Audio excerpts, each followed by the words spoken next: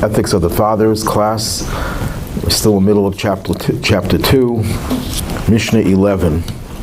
These are the few paragraphs in which the 5 principal disciples of Rabbi Yochanan ben Zakkai would give what they consider to be their favorite teachings of ethics.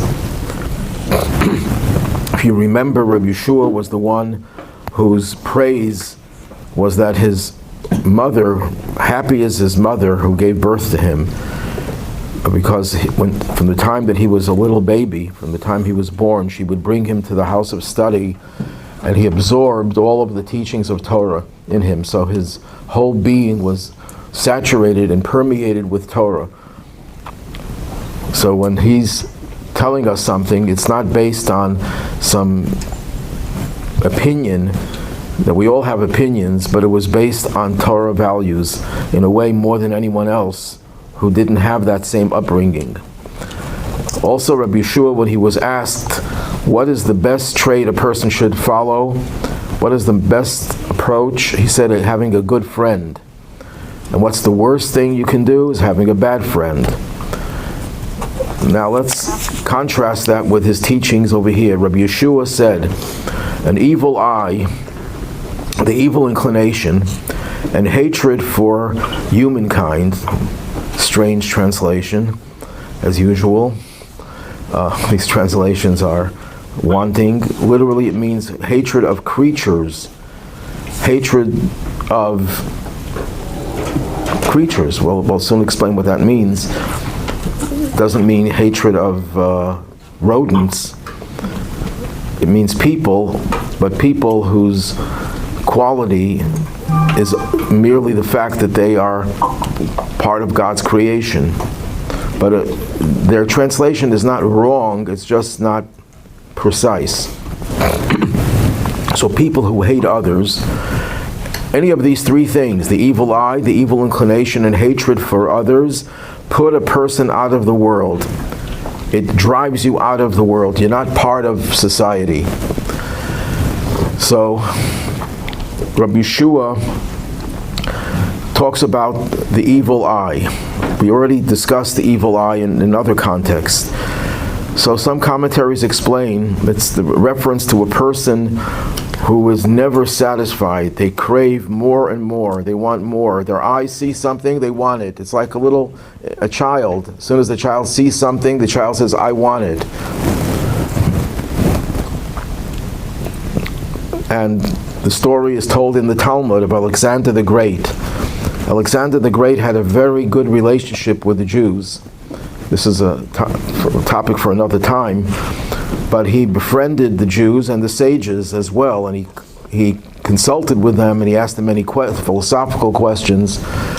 And the Talmud tells the story that he came to a certain region which he tried to conquer, and he asked for a gift.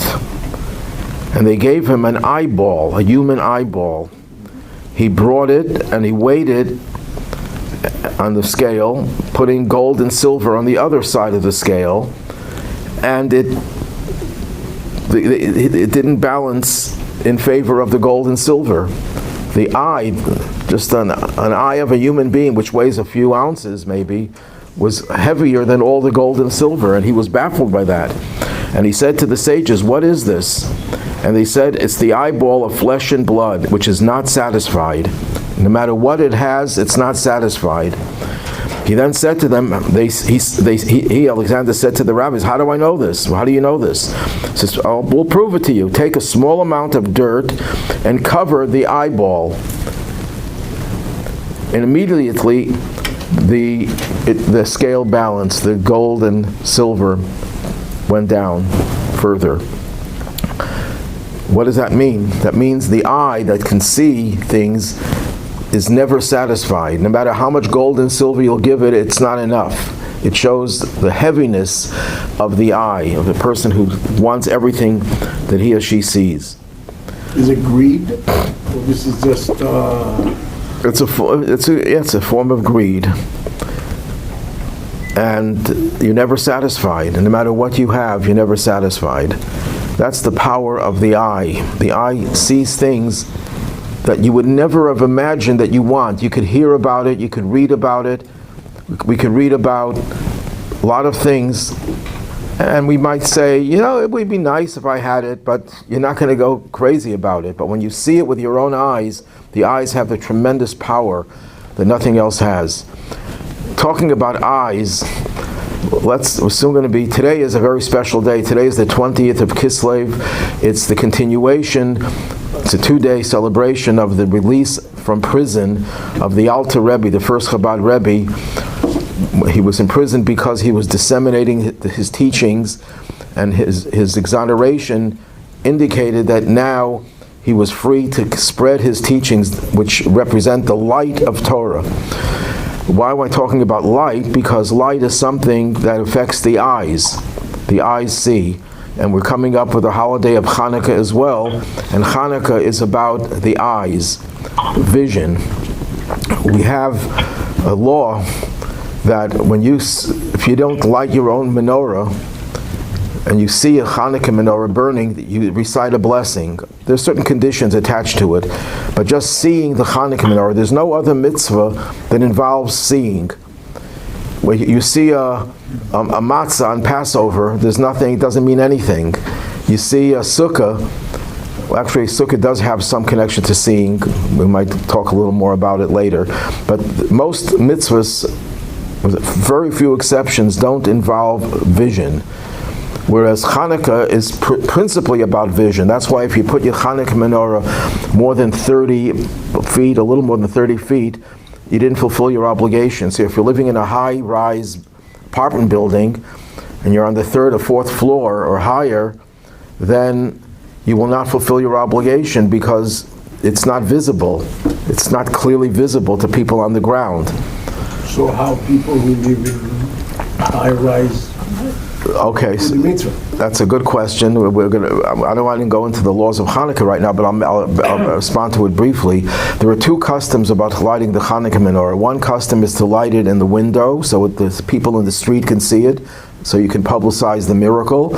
And the other custom is to light it inside, indoors, at one of the entrances from one room to another, where your mezuzah is on the right and the menorah is on the left.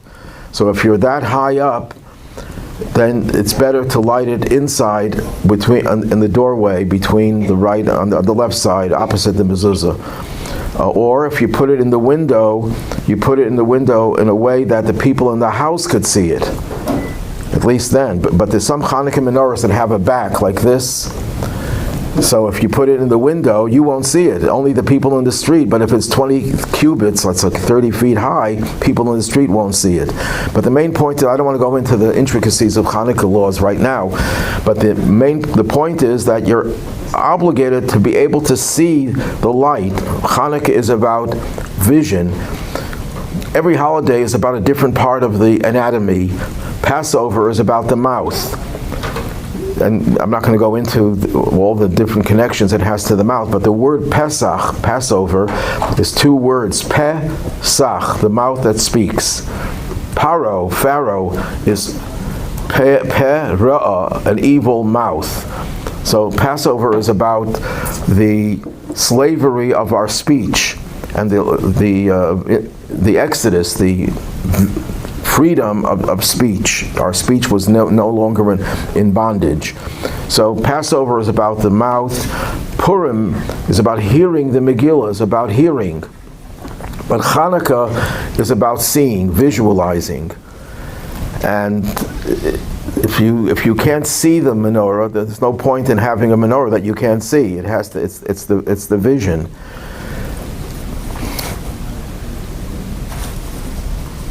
There's a difference between vision and hearing, a lot of differences, but one of the differences is that when you hear something, even if you hear it from a reliable source, you could still question it. But when you see something, it means you have certainty. If you see it with your own eyes, although with AI, seeing something doesn't mean anything. But that's a new phenomenon. But in nature, hearing is never 100% conclusive. But when you see something with your own eyes, then you know that it's true. Seeing is certainty. And the difference between hearing and seeing in terms of Chanukah is that when you look at the world from the perspective of any other time other than Chanukah, what do you see? The divine is concealed, is hidden. But when you see the world through the eyes of Chanukah, and you see the flame that tells us of the great miracle, you're seeing the divine in a very vivid, in a very clear way. That's the power of Chanukah, which is greater than the power of Purim even. Now when Purim will come around, I'll probably tell you the opposite, that Purim is greater than Chanukah, but now it's Chanukah time, so we focus on Chanukah. And it's not just a game, but when Chanukah comes around, the power of Chanukah is dominant. The power of Purim is more concealed, more suppressed. When Purim comes around, the energy of Purim is dominant, so we focus on the aspects of Purim that are greater than Chanukah. So, when we talk about Rabbi Yehoshua, he focuses on the evil eye. That the power of the evil eye is so great that it could undo the power of a good friend. You see, remember I told you that Rabbi Yeshua's advice was you should have a good friend. What is the benefit of a good friend? The good friend talks to you, communicates, and listens to you, and you listen to the friend. If you don't listen, the good friend is meaningless. But if you don't have the right vision, the good friend won't help you.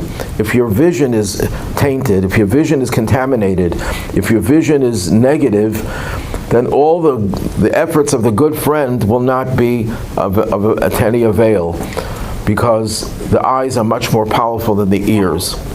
If a good friend tries to convince you that a certain behavior is wrong, but your eyes are glued to that behavior and you're attracted to it and you desire it, all the good information that you heard will not suffice to prevent you from following the dictates of your eyes. So that's one interpretation of the evil eye, someone who's never satisfied with what they have. Another interpretation of the evil eye over here is to look at someone with jealousy, which leads to coveting. You want what the other person has. And when you want what the other person has that you don't have, you develop hatred.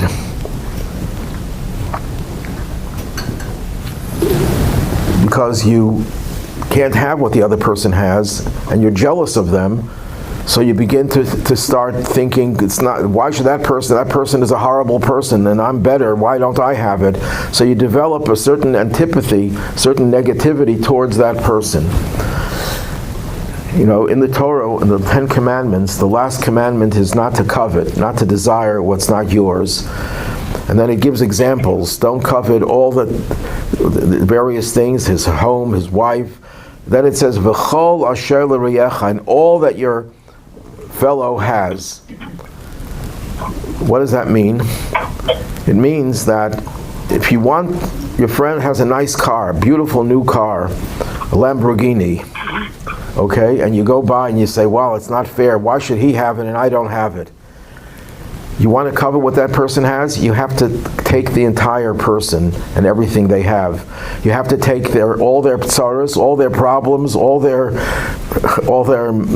negatives in their lives. Don't just be jealous, just don't want the Lamborghini, take the whole thing. They tell the story that people were supposed to write down on a piece of paper, a whole group of people, what their whole life is about, and you're supposed to trade it with everyone else. Someone would take your note and you would take their note, and as the thing went around the table, everyone picked their own. Because as bad as your own life seems to be, the other person, if you knew that everything goes on in another person's life, you wouldn't want it. So when you talk about ayin hara, it means you see with one eye. You only see some of what the other person has. You don't see with both eyes. You don't see everything the person has.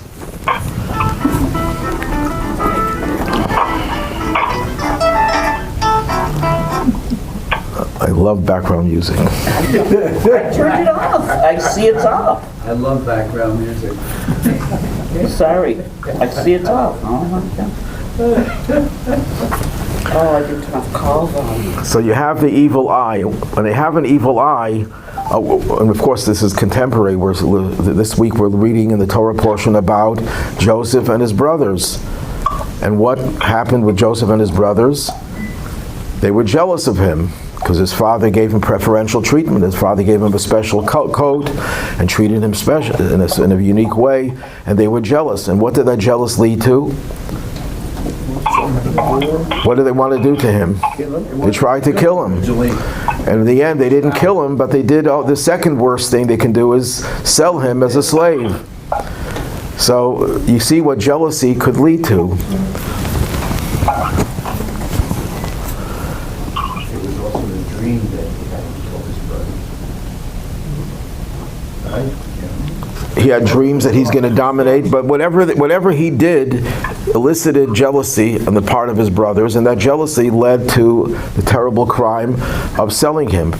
According to the Midrash, the reason why the Jews were slaves in Egypt was partly a punishment for selling Joseph, and that sin had repercussions centuries later when the Roman emperor was clamping down on Jewish life.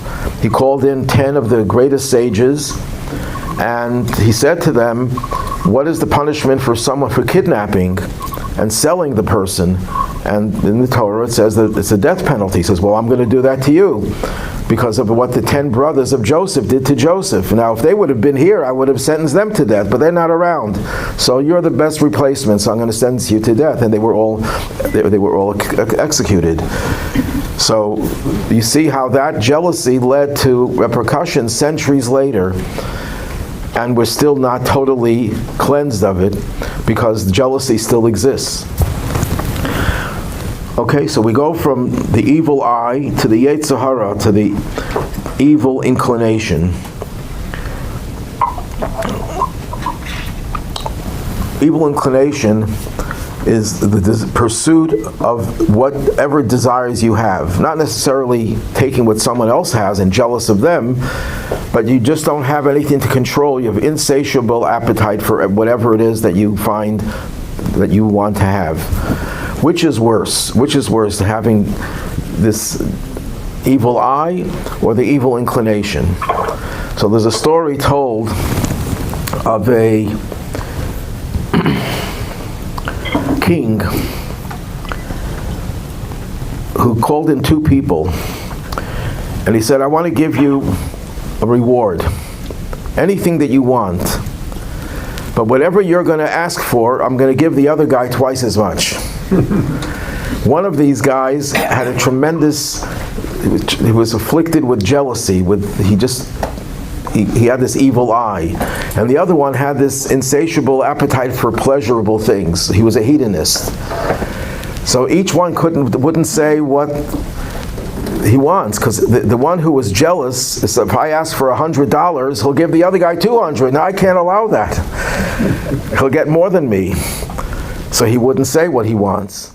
The other ones thought, if I wait and the other guy asks for 100, I'll get 200. I want 200. So I'm not going to be hasty in saying what I want. The king says, you better give me an answer. I have to have an answer right away. So the guy who was jealous said, take out one of my eyes. Sounds like a real story. No, it's not a real story. It's a parable. What does that show? That jealousy is worse than the person who has an evil inclination. The jealousy, he says, well, as long as you'll suffer more than me, I'm willing to have one of my eyes taken out. Because I can't tolerate the fact that you have something that I don't have, that I won't have. So the evil eye is even worse than the Yetzer Hara. In one way, it's worse because, number one, it's listed first, so that can give you an idea that it's worse. We're going in order. But also, jealousy, envy of someone, has no redeeming value. Having an evil inclination, you want an inclination for something, desire something, so you could desire something positive. But jealousy, where you begrudge, I'm talking about jealousy, there is a good jealousy also, where you see someone did a mitzvah, gave it to charity, and you say, I want to give charity as well. That's a good type of, that's not real jealousy. The negative jealousy is where you say, why could that person have something and I don't have? If that person wouldn't have it, I would be fine. As long as that person doesn't have it, I don't feel bad. But if that person has it, I have to have it. And I have to have even more. There's no redeeming value to that. But a desire for things, for pleasurable things, there's a redeeming value. You could love God. You could love study of Torah. You could love doing a mitzvah. You could love helping another person.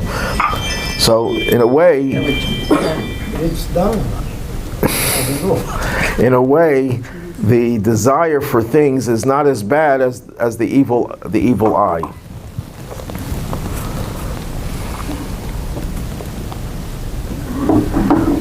Now that's what it means when it's in the Shema we say you shall love God with all your heart. Now the word heart in Hebrew in the singular is lev. So it would be b'chol libcha. Why does it say levavcha? It's a double. So the Talmud says you're supposed to love God with your good inclination and with your evil inclination. How could you love God with your evil inclination? By convincing the evil inclination in you that has this appetite for pleasure, that there's a positive kind of pleasure in this world. The more of which you have, the better you are off. So you could even get your evil inclination to want to do good. But on the negative side, the evil inclination is compared in the Talmud to a fly. What's the comparison to a fly? What's the nature of a fly? Drive you nuts. They drive you nuts. You chase it away and it comes back. Any other creature, you chase it away, it runs away. The fly keeps on coming back.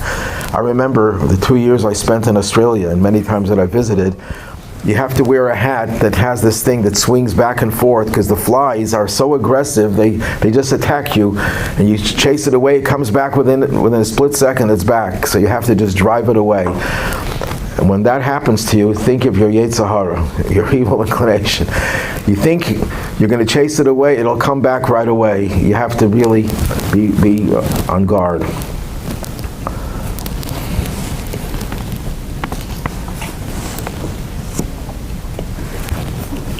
There was a certain rabbi who got up in the morning and he decided, you know what, I'm going to push the snooze. I'm going to sleep some more. And he tried to excuse that by saying, the more I sleep, the better I'll be rested so I can learn more Torah with more clarity. And his Yetzer Hara comes to him and says, no, you're up too early. And what does he tell his Yetzer Hara? He says, look, you're older than me, Yetzer Hara, and you were up even earlier. So if you were up earlier and you're older than me, I certainly should get up. And they tell a true story about a great rabbi when he was a child, and he refused to get up in the morning to go to school. He wanted to stay in bed. So his father says to him, why don't you do the same as your Yetzer Hara? Your Yetzer Hara got up early and it is doing his work, so you should get up just like your Yetzer Hara. He says, you can't use the Yetzer Hara as an excuse because your Yetzer Hara, you should learn a lesson from your Yetzer Hara.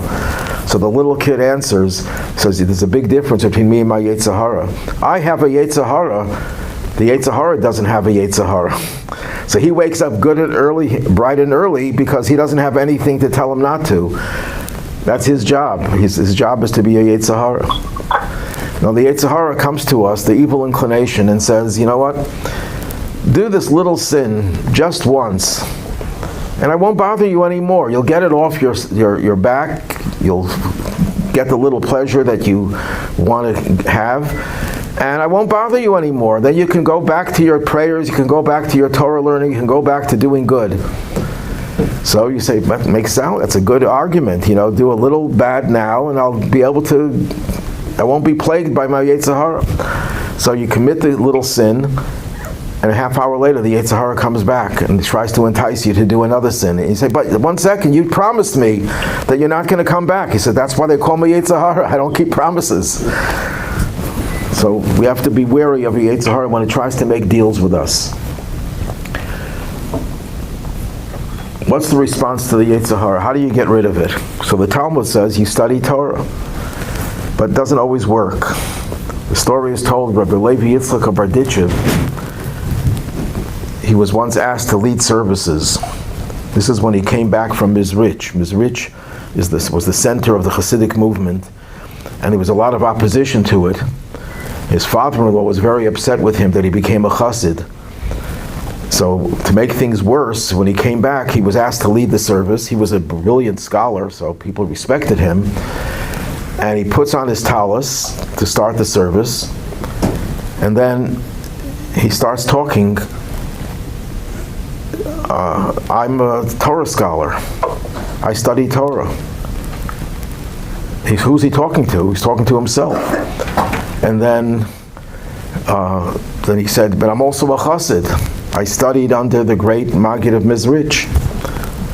And he goes on talking to himself. And his father-in-law was so embarrassed with his new son-in-law.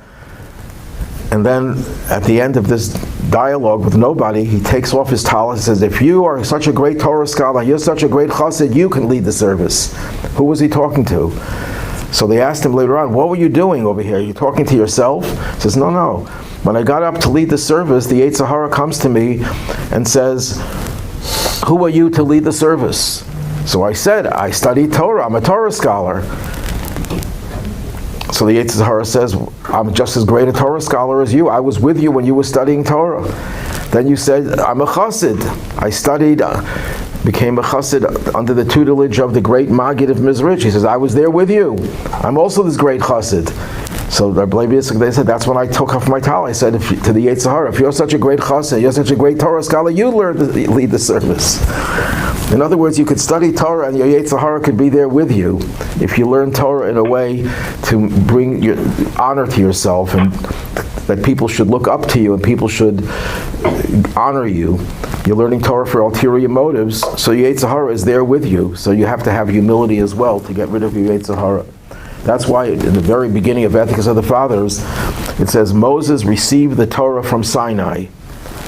It should have said Moses received the Torah from God.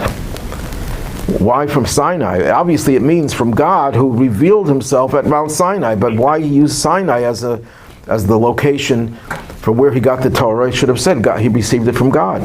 So the commentaries answer that Moses was very humble. Why would he be the one to receive the Torah? He never did wanted to be a leader.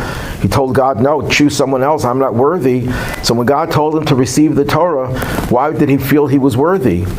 And the answer is, he looked at Mount Sinai. Mount Sinai was the lowest of all the mountains in the area. God chose the lowest of the mountains. He says, God chose me because I'm the lowest. And that's why he was willing to receive the Torah. That means Moses received the Torah with a spirit of humility. That's why Moses was so great, because the Torah changed him as it could anyone else who studies it with humility. Then what it leads to, if you have this evil eye and this evil inclination, it leads to hatred of others. What does that mean, hatred of others? Hatred of others means that you hate someone not because they did something to harm you. That's a hatred that is undesirable, but it's not the worst kind of hatred. The hatred that comes from having this evil eye. Why do you begrudge someone else something? You have it, you can have it as well. And if you don't have it, you never missed it. This is a type of hate, and the evil inclination that it generates leads to a hatred which is called sinat chinam, senseless hatred. Hatred not because of what they did or of who they are, but because of they exist. They just exist. That's why the Talmud says the second temple was destroyed, not because the people were not studying Torah, not because the people did not fulfill the commandments. People were pious in those days, just like they were in many periods of history. What was wrong about that generation that brought about the destruction of the temple was that they hated people just because they existed. It was a type of hatred that is based on jealousy, but not jealousy because of something that they have that you can't have, but jealousy because you just can't tolerate that someone else has something. You begrudge the other person. It's a senseless hatred. There's nothing to gain by hating that person. But I always had a question. Ethics of the Fathers was not directed to people who are on a low level. It was directed to people, it's directed to everyone, but even people on a high level. It says in the Talmud that if you want to be a chassid, which means you want to be an extra pious person, more than just an average, more than just a good righteous person, you want to be more than righteous, you should follow ethics of the Fathers. So how could we address people on that higher level that they should not have an evil eye or an evil inclination and hate everyone? So there's a different way of interpreting this.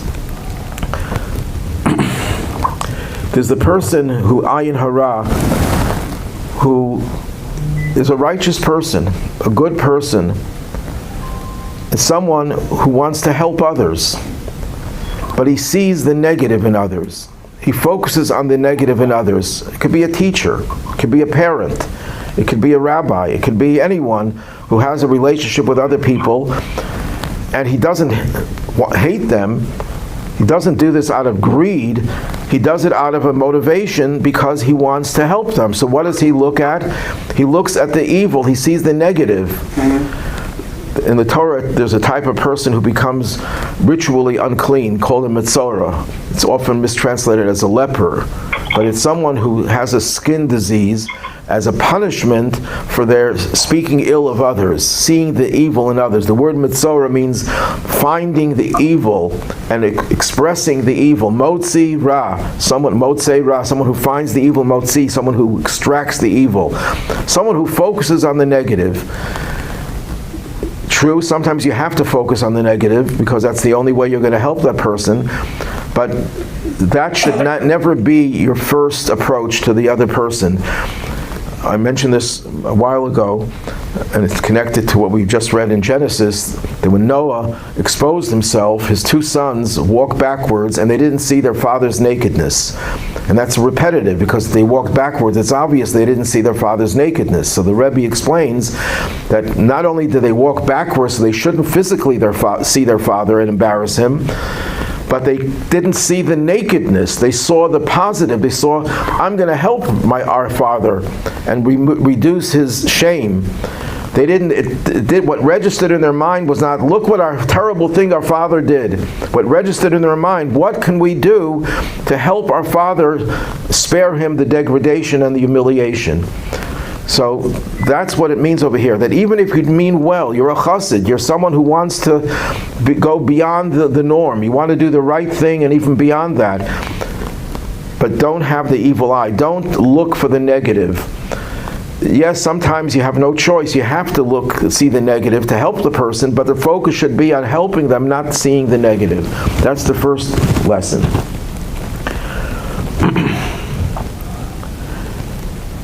Second lesson is Yetzer Hara. You're fighting with the Yetzer Hara. You know, there's a study of Torah, a legitimate area of Torah study called Musar, which is Jewish ethics, which puts a great focus on your Yetzer Hara, how bad your evil inclination is. You have to destroy your evil inclination. And you have to focus on your sins, and you have to constantly ask God to forgive you, and you have to go through all sorts of remorse and self-deprivation and fasting and all focusing on your evil inclination. No, if you want to be a chassid, you can't focus inordinately. Yes, you have to recognize you have a Yetzer Hara. We all have an evil inclination. We're not perfect, but don't focus so much on that. In the book of Psalms, there's a phrase, Sur meira, keep away from evil, Vasei tov, and do good. So one interpretation is, Sur meira, keep away from focusing on the evil. Just do good, because good generates light. And when you have light, it dispels the darkness automatically. That's why the school of Hillel says when you light Chanukah candles, you add a candle every night. Why? But the school of Shammai says you do it the opposite direction. You do 8 the first night, 7 the second night, because you want to get rid of the darkness. So you start off with 8 because there's more darkness. Then you only have 7. And the School of Hill says you don't have to do it that way. Just by lighting one little candle, you get rid of the darkness. Just by doing good, just by positive action, you get rid of the evil. You don't have to focus on the evil that much. Now, it doesn't mean we don't focus on the evil at all. On Yom Kippur, we say Al-Chay 10 times. We hit our chest over our heart as a way of saying we're sorry for what we did wrong. But that should not be the focus of our whole life. That should be a very minor part of our experience. The Chassid focuses on doing good more than he does on the Yetzer Hara. The previous Lubavitcher Rebbe once said, it's like cleaning a pot. You take steel wool and you scour the pot. If you keep on scouring it over and over and over, what will happen? Scratch it. You not only scratch it, you'll create a hole in the pot. The pot will become defective. You shouldn't be engaged in introspection more than you have to.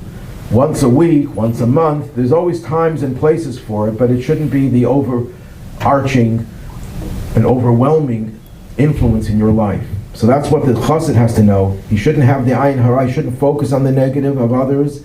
Even if it's to help them, you should focus on the positive. You shouldn't engage in self-flagellation. That means hitting yourself physically or figuratively. And then when it says you should not hate other people, this can be understood in light of a story in the Talmud. The story in the Talmud is there was a great rabbi, Rabbi Elazar. He was the son of Rabbi Shimon Bar Yochai, the great sage who authored the Zohar. And he was once traveling and he sees a guy, and the guy greets him and he says, "You're so ugly." And the guy says, "Go tell the one who formed me. Tell the God who created me. Complain to him that I'm ugly. He made me. So if you think I'm ugly, it's not me. It's the God who made me." And then Rabbi Elazar felt very guilty, and he started asking him forgiveness. And finally, when he came to their destination, the people begged that he should forgive him, that he should forgive Rabbi Elazar, which he said, "Okay, but this shouldn't be a habit of yours to tell people that are ugly." So it's a long discussion, but the main point, Rabbi Elazar was a very holy person. Why would he tell a person he's so ugly? So the answer is, this man was not ugly just physically. He was ugly spiritually. He was a disgusting creature. And he was so ugly, there was nothing that could be done to help this person. He had to break the person. Sometimes the only way you can get to a person is by when they hit rock bottom and they're broken, then they look to pick themselves up. So he tells the person, "You're ugly," and that shattered him. And the person says, "No, I'm not ugly. I'm God's creation." He revealed that this person should appreciate himself, that he's God's creation. But in the end, Rabbi Elazar was told, even though sometimes you must do that, that should be a last resort. Never use that tactic of tough love too often, because then it's not tough love anymore, then it's just tough. You have to use every other method to try to reach a person, even a person who needs to be told, you know, in certain terms how negative they are. You should try to avoid that to the best of your ability. And if needed, it should be done very sparingly. So these are 3 things that can be directed to a person on a high level. Don't focus on the negative of the other, even if you want to help them. Don't overemphasize your own negative. You have to get rid of it, but you have to focus more on doing good. And number 3, even if you have to shatter someone, break someone in order to help them, do it sparingly. Don't make a habit out of it. It's not the right approach most of the time. It's only in an emergency cases that you can do a thing like that. Any questions? What does it mean that it puts a person out of the world? Oh, but the last part. So the simple meaning is that you're going to destroy yourself.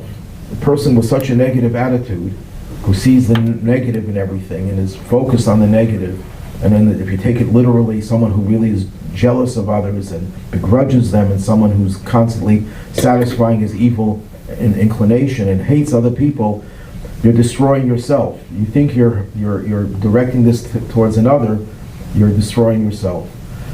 And if you take it to a higher level, that you're trying to help someone, but you do it through negativity, then you're denying yourself your ability to help the world. The world is not going to be helped in the long run. You might think I'm going to accomplish something. You know, I've heard people who would go over to someone who did something wrong and really attack them, and they think, you know, I did a mitzvah, I rebuked them. They didn't do a mitzvah at all. They actually created more damage. You have to be on a very high level, and it has to be an emergency situation where you could use that negativity. But what you're accomplishing is you're driving that person further away and causing more harm. Why, if somebody did something bad and you go ahead and attack or take care of it, why is it a bad thing? It's not always a bad thing, but if you make a habit out of it, if it becomes your focus, that's a bad thing. You should focus more on the good. Sometimes, I mean, if you see a little kid, to use an example, running across the street to catch a ball in traffic, and you can't just say to the kid, my darling kid, you shouldn't do this, because the kid will take that like everything else you say that he doesn't listen to. You have to shout at the kid in no uncertain terms that what he did was something that he should never repeat. And that's an emergency situation, so you can apply this to everything. That even people who do things that are negative, when I'm not talking about people who go around killing people, we're not talking about violent crime like that. We're talking about the average vices that are common in a civilized society. Because I started thinking, stop doing good things. I mean, if I see something wrong and I try to fix it, then... But you try to fix it in a positive way. Yeah. If it doesn't work and you have no other choice, then you could start shouting at the person and using a more harsh tactic, if you think that would work. Usually it does. Right, if you think that would work, but usually it doesn't work. It usually backfires, especially nowadays when we're much more fragile. You know, 150 years ago, if a teacher slapped a kid, the kid would take it in stride. It wouldn't destroy the kid. Today, I'm not talking about the illegal aspect that it's illegal, but if you think you're helping, it's going to destroy the kid much more and cause even more harm. Same thing with verbal attacks of a child. If a teacher humiliates and embarrasses the child, 100 years ago, kids were made differently. They wouldn't destroy them. And even then, I'm sure there were cases where kids were destroyed. But now we're so fragile, we have to use more positive influence. Any questions on Zoom? I'd like to say, you were talking before about Chanukah having to do with the eye. So I just would like to add, please, that at the end of Chanukah it's the month of Tevet, and Tevet, the word, contains within it the concept of ayin tova. Okay, very good, beautiful. Good Thank eye. you, and I learned a lot today. Thank you very much. Thank you. Now, there's a thing about Rabbi Yehoshua that I didn't mention. He was extremely ugly. The Talmud has a story about him, that he would have a conversation with a princess, and she said, and he was brilliant, and she was very attracted to his brilliance, but she said to him, why did God put such a brilliant mind in such an ugly body? And he gave her an answer, but which I won't mention now. But how does this relate to anything Rabbi Yehoshua said? So it really connects to Chanukah and connects to something that I said before, but we'll have to leave this for next week. Yeah, we're not going to be on next week. You can tell us now. Well, we told you already, my friend. You're jealous. Okay, I'll do it briefly. He's going to do it for you.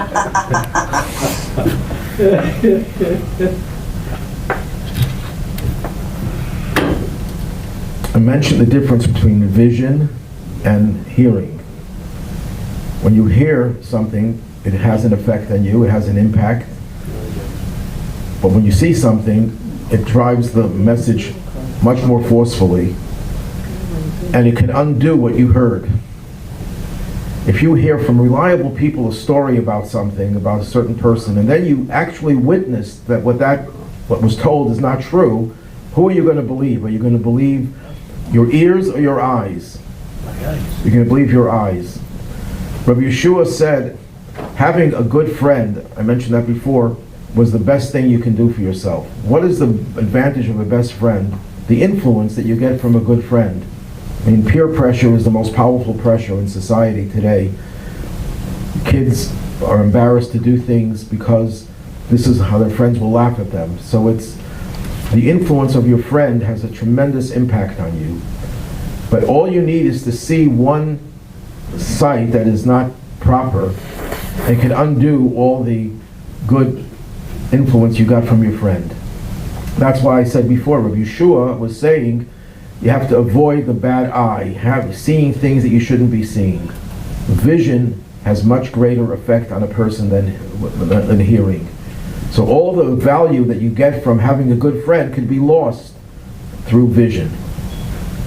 Rabbi Yehoshua, who were the two greatest, who was the greatest, or maybe the two greatest people, nations that focused on beauty? Greece Roman. and Roman. Israel. But the difference is that Greece focused on external physical beauty, sensual beauty, and Jews focused on internal beauty. And even when we focus on the external beauty, it's only because it's a reflection of the internal beauty. The Torah tells us that Sarah was beautiful, Rivka was beautiful, Rachel was beautiful, Esther was beautiful. We have all these, and the King David's wives were beautiful. All these women were so beautiful. So the Torah is talking about physical beauty, but because their physical beauty was a reflection of their spiritual beauty. I mentioned this many times. The woman who won the Miss Israel prize came to the Rebbe to get a blessing. And the Rebbe told her, it says in Eishes Chayil, in Proverbs, Sheker hachein vehevel hayofi, the beauty is vanity, is meaningless. So it sounded like he was putting down her beauty. And then the Rebbe calls her back, and he said, but it says in commentaries, the verse that follows, it says, Isha, a woman who has reverence for God, she should be praised. So the Rebbe says the commentaries explain that when you have reverence for God, you're praised for your physical beauty as well. Then your physical beauty is also meaningful. So Israel focuses on a spiritual beauty reflected externally. Greece focused on external beauty and inner ugliness, because they were very ugly. They were very immoral people. They were pagans. They were immoral. They engaged in every vice you can think of. So who did Rabbi Yehoshua engage with in his life in debates and arguments? The Talmud says, with the wise people of Athens, he was constantly arguing and debating with Greek culture. And Greek culture focuses on aesthetics, external aesthetics, the outside, the external, the superficial, the meaningless. He felt that as a way to prevent him from being influenced negatively from that whole mindset, so that he didn't have that physical beauty. He had the opposite. That was his protection against being lured by the vision, by negative visions that he would be exposed to in his engagement with Athens, and his engagement with Greek culture. So his ugliness was not his internal. He had internal beauty, but his external was to de-emphasize. So not only was he against the external beauty unto itself, he was opposed to it to such an extent that it actually reflected in his own appearance, that they saw ugliness, because he wanted to impress upon them that it's not external beauty that counts, it's the internal beauty. Okay.